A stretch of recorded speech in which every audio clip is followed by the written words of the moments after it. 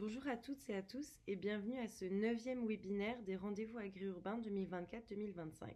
Ces séminaires sont rendus possibles grâce au soutien du ministère de l'Agriculture, des Pêcheries et de l'Alimentation du Québec, le MAPAC, et de la Caisse de dépôt et placement du Québec. Aujourd'hui, nous avons le plaisir d'accueillir l'équipe de l'Institut des professionnels du végétal Astrédor pour une présentation sur les innovations en agriculture urbaine dans le cadre du projet européen Food Celi Boost. Ce webinaire permettra de découvrir la démarche de recherche en cours avec un focus sur la méthodologie utilisée, les premiers constats issus de la revue bibliographique ainsi qu'un aperçu du catalogue d'initiatives innovantes. 3 intervenants prendront la parole aujourd'hui. Guillaume Morel-Chevillet, responsable agriculture urbaine et nature en ville, Charlotte Liborio-Cornet, chargée de mission en agriculture urbaine, et Maxime Vautier, chargé d'expérimentation, qui présentera 2 programmes de R&D innovants pour illustrer les ponts concrets entre recherche agronomique et agriculture urbaine. Merci à toutes et à tous pour votre présence. Je cède maintenant la parole à l'équipe d'Astrédor pour débuter la conférence. Est-ce que vous voyez bien mon écran? Oui. Parfait. Merci beaucoup et bonjour à tous. Merci pour l'invitation et l'opportunité de parler aujourd'hui donc de la thématique de l'innovation en agriculture urbaine, donc du point de vue de la recherche européenne. Donc, avec mes collègues Guillaume et Maxime, on travaille donc, comme l'a dit Jade, à l'Institut des professionnels du végétal Astrédor en France. Et donc, c'est un institut technique agricole qui travaille à la fois sur des activités de recherche et d'expertise autour du végétal et plus particulièrement avec un focus sur l'agriculture urbaine depuis une dizaine d'années. Donc on a eu l'occasion et on a encore l'occasion aujourd'hui de travailler sur plusieurs projets de recherche sur le sujet de l'agriculture urbaine et notamment des projets de recherche qui portent plus spécifiquement sur l'innovation. Et donc c'est ce qu'on va vous présenter aujourd'hui. Donc tout d'abord un petit peu introduire la thématique et ensuite parler plus précisément du projet Food City Boost qui vise entre autres à dresser un état des lieux de l'innovation en agriculture urbaine en Europe. Et ensuite, on va pouvoir aussi vous présenter d'autres projets de recherche innovants sur l'agriculture urbaine et la production de végétal en ville plus largement, qu'on peut mener au sein de l'Institut. Donc pour introduire le sujet, peut-être commencer par un petit exercice de définition. Qu'est-ce qu'on entend par innovation? Donc en 2018, le manuel d'Oslo présentait l'innovation comme un produit, un processus nouveau ou amélioré qui diffère sensiblement des produits ou des processus précédents et qui a été mis en œuvre. Donc ce qu'on retire de cette définition, c'est que l'innovation n'est pas forcément un produit, ça peut concerner tout ou partie d'un système, d'une ferme, ou même une combinaison de plusieurs étapes d'un processus. Ce qu'il en ressort, c'est l'aspect de nouveauté, donc apporter quelque chose de nouveau, mais également l'aspect concret. Donc l'innovation concerne des produits, processus, des systèmes qui ont été mis en œuvre et donc ça diffère en ce sens de l'invention. L'invention précède l'innovation. L'innovation, c'est une fois que l'invention est mise en place, testée, approuvée. Voilà. Et sur l'aspect nouveauté, c'est donc un aspect qui dépend évidemment du contexte duquel on part. Donc des exemples, les mêmes exemples pourront être plus ou moins innovants selon les contextes et c'est important, notamment dans le cadre de l'agriculture urbaine, où déjà il y a une grande diversité, de formes, de modèles, de fermes qui existent, mais aussi une grande diversité, de contextes. Nous, on s'est intéressé dans le cadre du projet Food City Boost, par exemple, à l'échelle européenne, mais en s'inspirant aussi d'exemples internationaux. Et donc, on se rend bien compte que selon le contexte d'où on parle, la notion d'innovation en agriculture urbaine n'a pas tout à fait la même importance. Voilà. Et donc, l'agriculture urbaine et l'innovation, ce qui est délicat aussi, c'est que l'agriculture urbaine peut être vue déjà comme une innovation en soi, sachant que le nouvel essor de l'agriculture urbaine est relativement relativement récent et que, selon les contextes, c'est une tendance qui est aujourd'hui pas encore complètement démocratisée selon les pays, avec une grande diversité de modèles. Voilà, donc tout ça fait que la notion d'innovation en agriculture urbaine est pas évidente à définir et surtout elle dépend, considérablement des contextes où on se place. Et donc c'est une des questions qu'on s'est posées, au sein du projet Food City Boost que je vais présenter. Donc le projet Food City Boost, c'est un projet de recherche européen qui réunit une vingtaine de partenaires, à travers toute l'Europe, dans 9 pays différents et qui est coordonné par, l'Université libre d'Amsterdam. Le projet a commencé en janvier de l'année dernière et va durer 4 ans. Hem La particularité de ce projet, c'est que, parmi les partenaires, académiques, il y a aussi 6 living labs, donc des territoires d'expérimentation, donc qui sont présents en Espagne, en Belgique, aux Pays-Bas, en Pologne, en Bulgarie.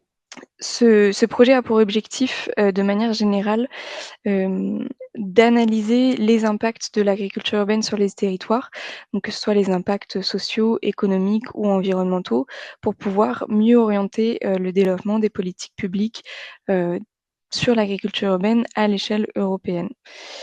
Hem et donc pour évaluer tous ces impacts, on étudie plusieurs thématiques de recherche, donc à travers les différents partenaires du projet.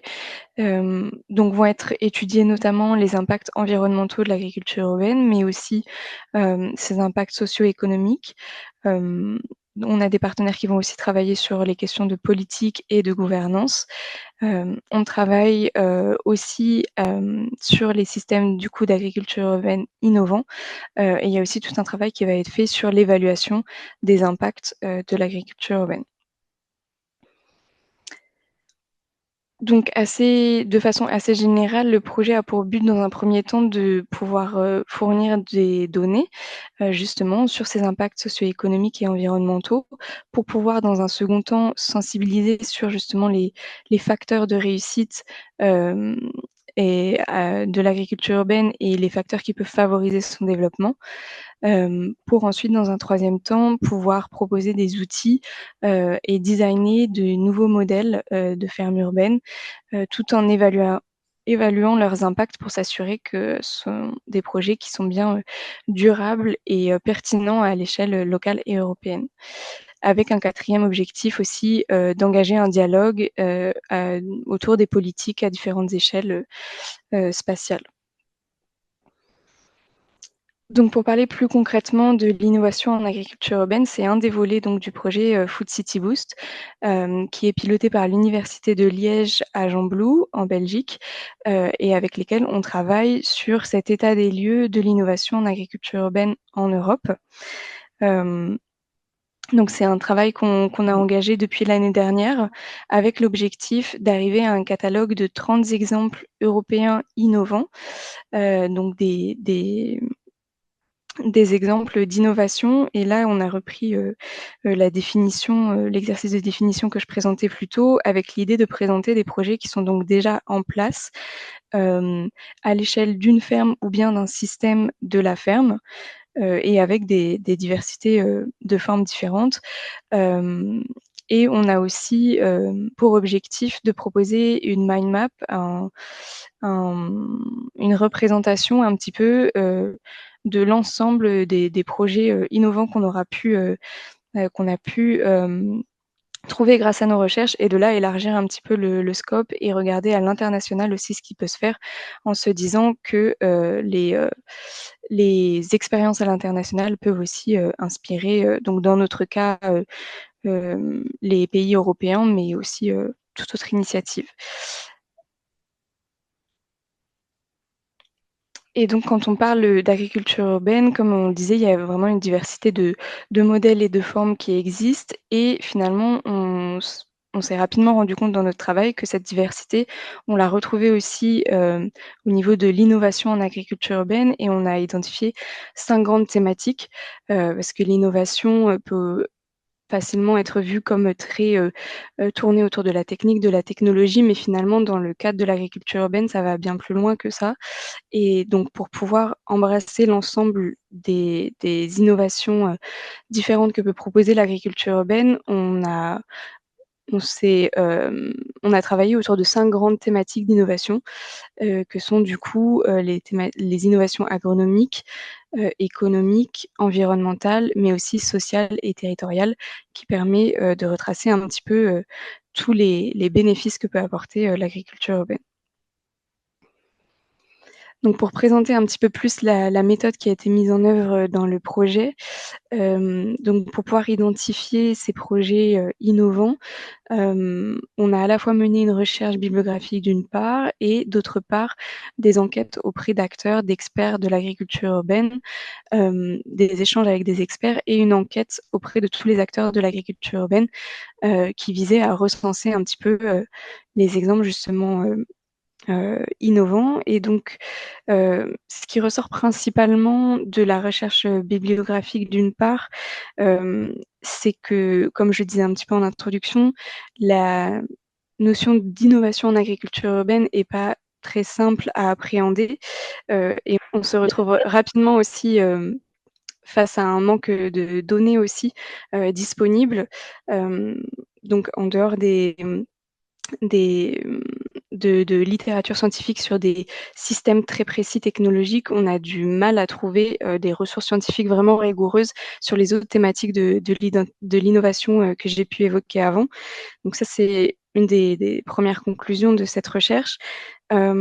C'était pas évident non plus de trouver des projets vraiment nouveau quand on analyse la littérature scientifique, parce que c'est des projets qui ont été très documentés et donc parfois qui sont pas forcément toujours récents.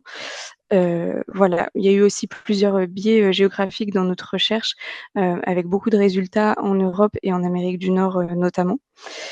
Hem, voilà. Et ensuite sur la partie enquête, donc on a lancé, pendant plusieurs mois une enquête en ligne, donc c'était à l'échelle plutôt européenne, de tous les acteurs de l'agriculture urbaine pour essayer de recenser, des initiatives, inspirantes, innovantes. Hem, mais c'était pas, là aussi, pas si évident, notamment du fait du manque de temps parfois des acteurs, notamment des agriculteurs urbains. C'est pas toujours évident de les impliquer dans des programmes de recherche, et le fait que les projets, varient dans le temps, sont pas toujours, très stables, donc ça aussi, ça a un petit peu, compliqué les recherches. Mais pour autant, on a pu, du coup, identifier, de nombreux projets. Et donc après identification et sélection par rapport à des critères d'innovation qu'on avait définis, on est arrivé à 171 projets innovants identifiés. Donc à l'échelle, internationale, c'est 171 dans 35 pays différents, avec une représentation, selon les types de fermes assez diversifiées. Donc on retrouve beaucoup d'exemples, notamment de fermes hors sol, que ce soit en intérieur ou en extérieur, qui sachant que les techniques hors sol peuvent plus facilement être vues comme innovantes, donc ça fait peut-être aussi partie, des raisons qui expliquent qu'elles sont très représentées, mais aussi beaucoup de fermes urbaines professionnelles, ou sociales. Hem, à l'échelle internationale, on s'est aussi penché sur, les politiques, et les autres types de programmes qui permettent de favoriser l'agriculture urbaine, donc ça, c'est la catégorie autres, et donc là, on a aussi trouvé, beaucoup d'éléments sur ces sujets avec des innovations, politiques territoriales assez fortes, et avec d'autres modèles de fermes qui sont moins représentés, donc que ce soit les jardins familiaux ou les parcs, nourriciers, par exemple. Et donc si on regarde un petit peu, les résultats, la représentation, des types d'innovations dans les projets qu'on a pu recenser, là aussi c'est assez intéressant, parce qu'on se rend compte que, il y a donc une part importante d'innovation agronomique. Donc là, ça rejoint, l'aspect plus, technique et technologique de l'innovation, avec une prédominance de la high-tech dans les innovations agronomiques.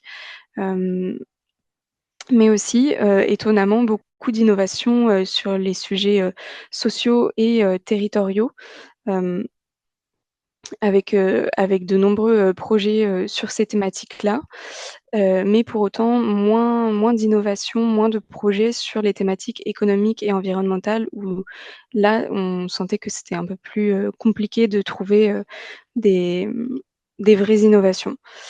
Hem, ouais. Et donc pour rentrer un petit peu plus, dans le détail, donc le catalogue, qui est prévu par le projet va être publié à l'été, donc on ne peut pas aujourd'hui, présenter, des résultats finaux. Donc on va plutôt présenter des exemples, inspirants qu'on a trouvés à l'international et qui seront plutôt illustrés, dans le deuxième livrable qui sera donc une mind map.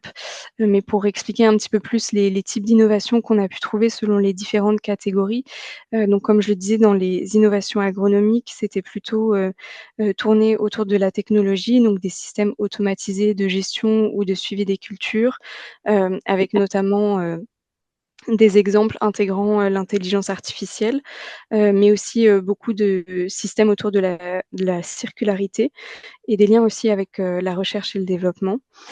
Dans les innovations économiques, donc c'était plus sur les modèles économiques, avec des exemples autour de différentes combinaisons entre les activités de production et d'autres activités qui peuvent être de la prestation de services, de l'entretien d'espace, la gestion aussi, des multi-activités dans les modèles économiques, et l'organisation du travail avec plusieurs exemples intéressants.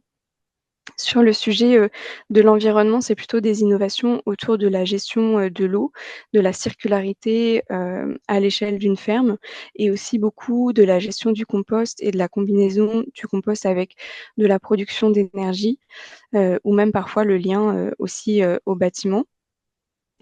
Sur, la thématique, sociale, c'était plutôt des projets, autour de différents modèles d'insertion et de gouvernance, différents. Hem, Avec aussi, les questions de thérapie par l'horticulture ou par différentes formes, de culture et sur, la thématique territoriale, donc là, c'était plutôt soit des projets, soit des politiques ou mmh, des dispositifs mis en place pour intégrer, l'agriculture urbaine dans des projets de territoire, à des échelles, spatiales plus larges ou même intégrer l'agriculture dans des projets, urbains, donc de construction de logements, par exemple, mais aussi, dans cette thématique territoriale, des exemples de programmes de financement, de l'agriculture urbaine à l'échelle nationale, par exemple.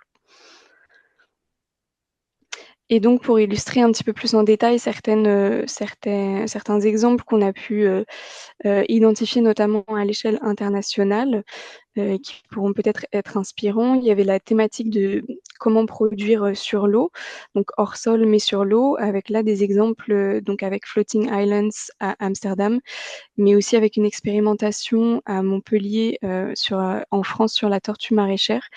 Donc avec des modèles donc soit maraîchers ou hydroponiques sur l'eau avec, du coup tout un processus donc pour, Floating Islands de désalinisation et de recyclage de l'eau d'irrigation, par notamment, l'énergie solaire avec la présence de panneaux solaires. Hem, ou par exemple à Montpellier, un système de gestion de l'eau encore différent où, l'eau issue de la condensation est récupérée et sert du coup à irriguer, les cultures et donc qui permet des économies, assez conséquentes. Ensuite, dans des innovations plus sociales ou en lien avec le territoire, il y a tout ce qui peut être, fait autour, de l'interconnaissance, donc pouvoir mutualiser, créer des connaissances et fédérer autour de l'agriculture urbaine. Donc avec des exemples comme la centrale agricole à Montréal qui permet de regrouper des entreprises et différents acteurs de l'agriculture urbaine, pour pouvoir justement encourager ce partage de connaissances. Ou encore à Atlanta avec, Atlanta, qui est un réseau du coup, et un centre de ressources qui permet de développer l'agriculture urbaine à l'échelle de toute la ville. Et pour finir, quelques exemples aussi sur les politiques publiques, avec là un exemple intéressant à Philadelphie, où donc la ville a mis en place un zonage agricole urbain spécifique pour le développement de l'agriculture urbaine avec un plan de développement plus large à l'échelle de la ville. Et aussi une autre initiative assez inspirante et vraiment innovante à cette échelle-là, c'est le programme de développement de l'agriculture urbaine du Brésil, qui est un programme national qui réunit 4 ministères et qui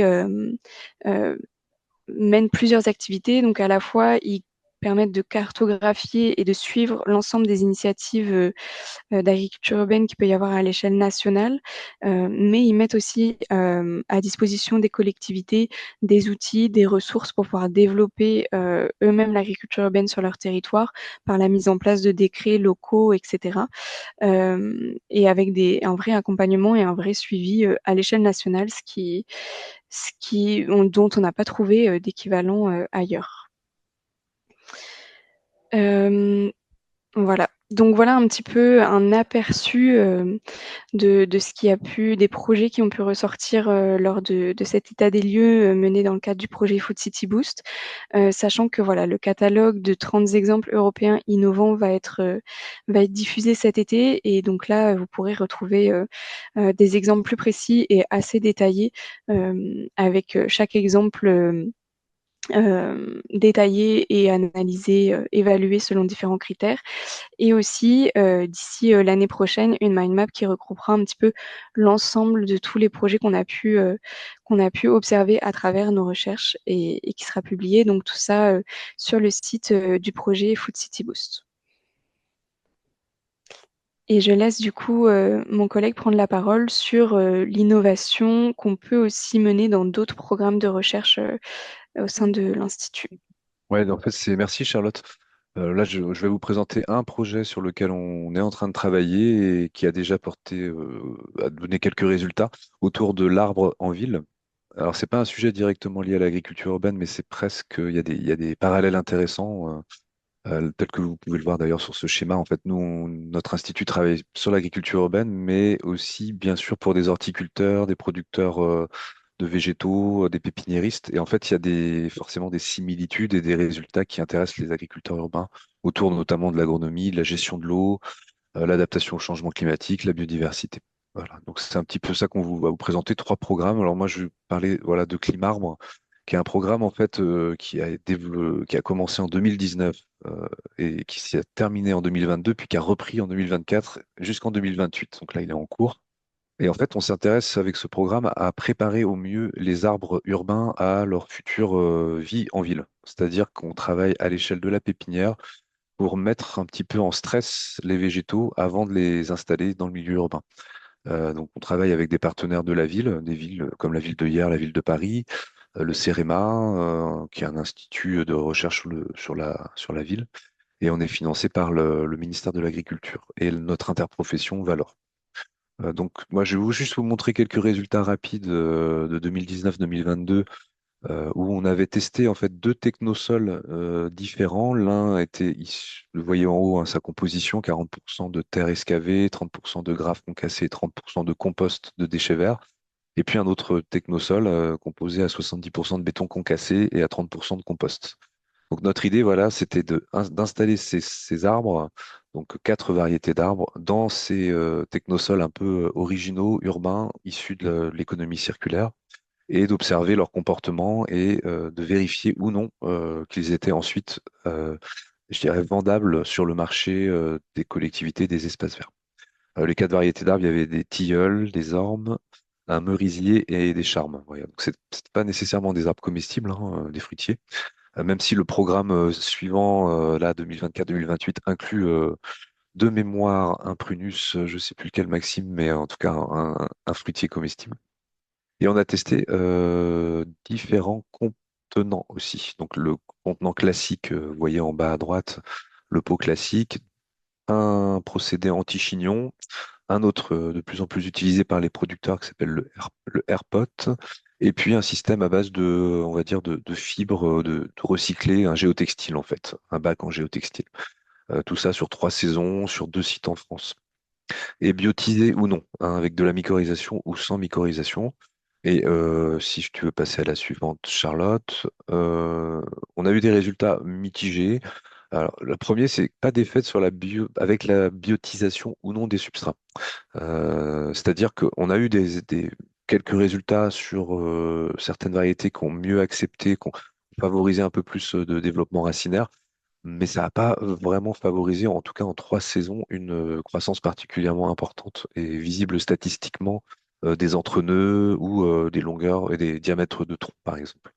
On l'explique aussi ça parce qu'on n'a pas forcément trop stressé les arbres au niveau irrigation.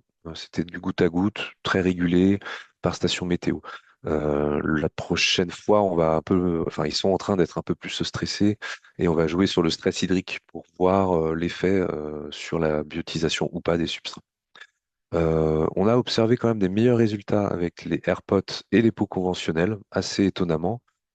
Toujours, nous, on mesurait le diamètre du tronc et les entre-nœuds, donc la croissance en long de l'arbre. Donc les pots conventionnels apportaient un bon résultat, mais il y avait quand même un problème qui arrivait doucement. En 3 saisons, on commençait à le voir venir de chignonnage, c'est-à-dire les chignons, c'est les racines qui tournent en rond dans le pot. Donc le airpot, quand même un système très intéressant qu'on préconise pour nos producteurs. Et puis on a observé aussi des meilleurs résultats avec le mélange assez simple finalement, béton et compost de déchets verts. Ce qui a donné des meilleurs résultats que l'autre que j'ai présenté juste avant. Et dans le projet du moment, là, donc de 2024-2028, on est parti sur un compost de déchets alimentaires pour évaluer sa capacité agronomique. Il semblerait, hein, par rapport à d'autres travaux qu'on a menés, qu'il y ait des meilleurs résultats avec ce type de compost. On va aussi travailler sur un arbre adapté au changement climatique, un arbre méditerranéen qui est le micocoulier, qui est beaucoup plus adapté au changement de climat urbain. Et on va tester aussi, pas seulement chez nous en station d'expérimentation Astrodor, mais également en ville directement avec des plateformes d'essai en milieu urbain, à la fois ailleurs, mais aussi à Paris. Donc là, les résultats seront donnés courant 2025-2026. Si vous voulez ces résultats, en tout cas pour 2019-2022, on peut les transmettre. Il suffit de nous écrire. Je vais laisser mon adresse mail dans le chat. Voilà pour ce programme Climarbre, qui n'est pas voyé directement de l'agriculture urbaine 100%, mais on y voit des liens quand même au niveau technosol, biotisation, etc. Je te laisse la parole, Maxime, pour expliquer tes 2 projets. Ouais, merci Guillaume. Alors, donc, moi, je vais vous parler de 2 projets qui ont débuté récemment, donc là, qui ont été acceptés en fin d'année 2024. Donc, le premier, c'est donc Optiméo, donc qui est un projet en partenariat donc avec l'AFOP, qui est l'association d'agriculture urbaine française d'agriculture urbaine professionnelle.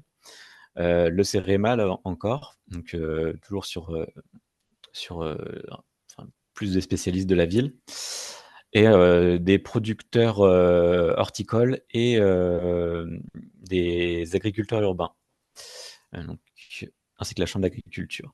Donc c'est un projet financé, donc c'est des fonds CASDAR, donc des fonds, si je ne me trompe pas, du ministère de l'Agriculture et donc de l'interprofession Valor. Donc c'est un projet qui va durer 4 ans. Est-ce que tu peux avancer la prochaine diapo? Merci. Alors, donc l'objectif d'Optiméo, donc ça va être de développer des outils et des méthodes pour optimiser la gestion de l'eau, donc que ce soit à la fois en horticulture et en agriculture urbaine. Donc en fait, on a mêlé les 2 filières, donc horticulture et agriculture urbaine, parce que donc, comme mes collègues l'ont expliqué avant, donc on est l'Institut des professionnels du végétal et on est quand même à la base la filière des professionnels de l'horticulture principalement. Et donc l'idée c'était de pouvoir aussi transférer les connaissances acquises à propos dans la filière horticole vers la filière de l'agriculture urbaine. Donc, sur ce projet, donc, qui va s'orienter principalement autour de l'économie d'eau, donc on va avoir 4 axes principaux. Donc le premier, ça va être surtout d'acquérir de la donnée de référence.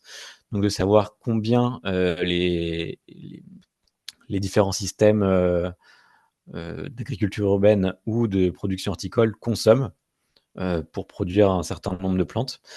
Donc pour ça, on va s'appuyer sur 5 sites pilotes. Donc on a 3 sites d'agriculture urbaine, tous très différents. Donc on a de la pleine terre en ville, on a de la culture sur toit, donc dans des tours en hydroponie. Et on a de la culture aussi toujours sur toit, mais en pleine terre sur toit. Et on a 3 sites de production horticole, donc les trois producteurs en région parisienne. Donc on va acquérir de la donnée chez eux. Donc on a en ce moment des compteurs qui sont en train d'être installés pour faire un premier bilan hydrique de la consommation. Et une fois qu'on aura fait ce premier travail, on va entamer tout un travail d'optimisation de ces différents outils pour justement essayer de minimiser l'utilisation de la ressource en eau, enfin d'utiliser seulement ce dont on a besoin. Donc l'idée de ce projet, là, c'est de développer des outils un petit peu clés en main pour l'optimisation de la ressource en eau et concevoir des solutions innovantes pour la gestion de l'eau. Donc voilà, donc c'était un partage de connaissances interfilières, comme je vous l'ai dit. Et donc pour l'instant, vu que c'est des projets qui ont débuté, donc je vais pas pouvoir vous donner de résultats. En tout cas, ceux qui sont attendus, c'est surtout une étude sur la gestion de l'eau dans l'entreprise. Donc déjà, ça va être tout ce qui est bilan hydrique, mais aussi une enquête qui a été menée au niveau national chez les horticulteurs et agriculteurs urbains pour connaître un petit peu leur façon de gérer leur eau sur leur site de production. Donc voilà, quels outils ils utilisent, quelles méthodes, quel type de production. Puis, mais aussi, ce qui est important, c'est de connaître le coût de leur eau. Donc voilà, on va essayer durant ces 4 années d'optimiser donc ces 6 sites de production via la mise en place d'outils d'aide à la décision, de divers capteurs et d'outils de pilotage. Et ensuite, donc, essayer de transférer toutes ces solutions. Est-ce que tu peux avancer la prochaine diapo, s'il te plaît? Merci. Donc voilà pour le projet, le projet Optiméo. Donc le second projet dont je vais vous parler, c'est le projet BioBoost, qui est un projet cette fois-ci européen. Donc c'est l'université de Liège qui est porteur. Donc on a en tout 12 partenaires de 5 pays différents. Et donc c'est un projet qui va lui aussi durer jusqu'en 2028. Oui. Est-ce que tu peux avancer? Merci. Donc l'objectif de BioBoost, c'est soutenir la transition vers un secteur agricole circulaire, donc dans la partie nord-ouest de l'Europe, en démontrant et en promouvant la bioponie. Donc l'idée principale, on va dire qu'il y a 3 axes à ce projet. La première, c'est d'avoir des démonstrateurs qui soient opérationnels.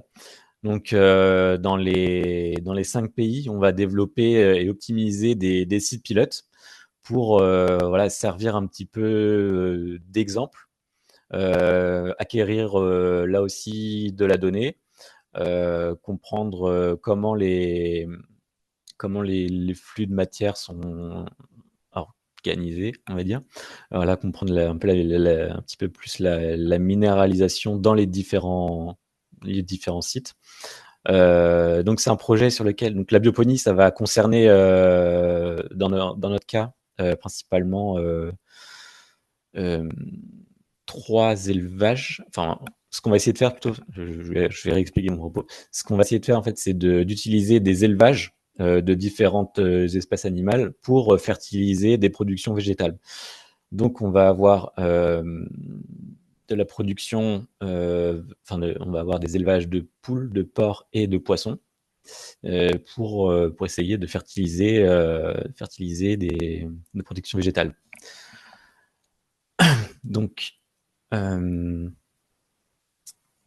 on va avoir différents sites pilotes. Donc, on va avoir 6 sites qu'on va appeler on-site, où en fait l'élevage, enfin le site d'élevage et le site de production vont être au même endroit. Et 5 sites où on aura juste la production végétale avec l'apport un apport extérieur de la matière fertilisante. Donc ça, c'était pour le côté technique. Le deuxième axe, c'est aider à développer des outils pour le développement de la bioponie, donc business model, stratégie territoriale. Donc en fait, chaque pays va un peu œuvrer pour essayer de fournir des outils clés en main, on va dire, sur tout l'aspect économique, l'aspect aussi légal, donc enfin réglementaire plutôt, et un petit peu de la stratégie territoriale pour plutôt les décideurs politiques, ça. Et donc en fait, l'idée, c'est de pouvoir développer ces outils, un outil qui soit suffisamment, enfin un outil qui permette en fait aux porteurs de projets d'avoir toutes les clés pour développer leur système de bioponie. Et le troisième axe, donc, ça va être de développer de la formation autour toujours de la bioponie, donc notamment via les démonstrateurs. L'idée, c'est de pouvoir faire profiter bah, que ce soit les porteurs de projets, mais aussi les différents décideurs politiques, voilà, d'un petit peu sensibiliser à la bioponie. Et voilà, et de sensibiliser à la bioponie, tout simplement. Donc voilà, je pense que j'ai un peu fait le tour. J'espère que je me suis pas trop mélangé dans ce que j'ai dit. De toute façon, il va y avoir une session de questions-réponses tout à l'heure si jamais vous avez, si vous avez des interrogations. Donc je vais laisser la main à mes collègues. Merci Maxime. Et du coup, pour conclure assez succinctement sur la thématique un petit peu générale de l'innovation en agriculture urbaine,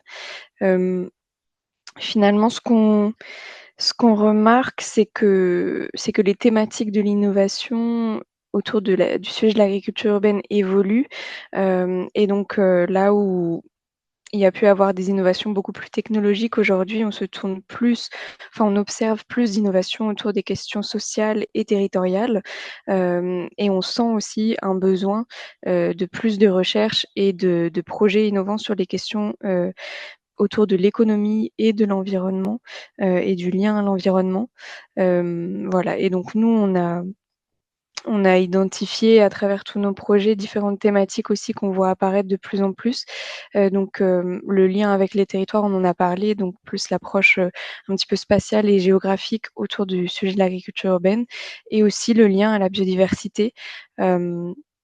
Avec donc une publication à venir dans le cadre du projet Food City Boost également, sur le lien entre agriculture urbaine et biodiversité, comment l'agriculture urbaine impacte la biodiversité. Voilà, et on voit aussi apparaître de plus en plus d'événements autour du sujet. Donc c'est peut-être aussi les prochaines tendances ou les prochaines thématiques d'innovation sur le sujet de l'agriculture urbaine. Voilà, merci à tous pour votre attention, et on est disponible pour échanger s'il y a des questions ou des remarques, si vous avez vous-même identifié des tendances, des innovations différentes ou similaires.